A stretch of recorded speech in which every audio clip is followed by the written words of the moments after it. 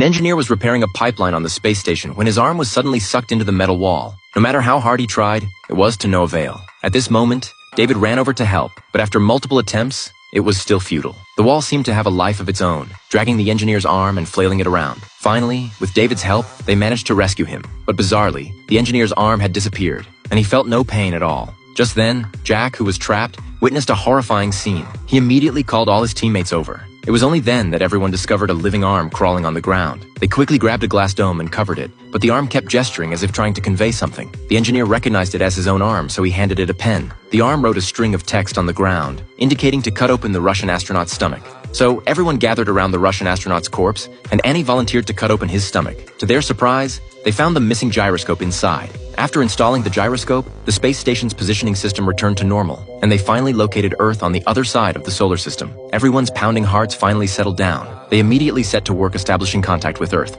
However, they received a shocking piece of news. Due to extreme resource scarcity, a world war had been raging on Earth for 14 months. Even more perplexing was that the Cloverfield space station had crashed a few days ago, with one astronaut mysteriously missing and the remaining 6 all perishing. It was then that everyone realized that due to the failure of the particle collision, they had entered another parallel dimension, the parallel world where Annie came from. To return to their own Earth, they had to repair the particle accelerator. After deliberation, they decided to fix the particle accelerator. However, something unexpected happened when Annie was repairing the cooling system. The coolant backflowed into the cabin and the cabin door was shut. No matter how hard everyone tried, they couldn't open the door. Due to the pressure difference between the inside and outside, the external cabin door was damaged. The extreme cold caused the coolant to freeze instantly, and Annie was also frozen into an ice sculpture. Seeing this scene before their eyes, everyone was heartbroken, but the work had to continue. They had no choice but to ask Amy to replace Annie's job. However, another accident occurred.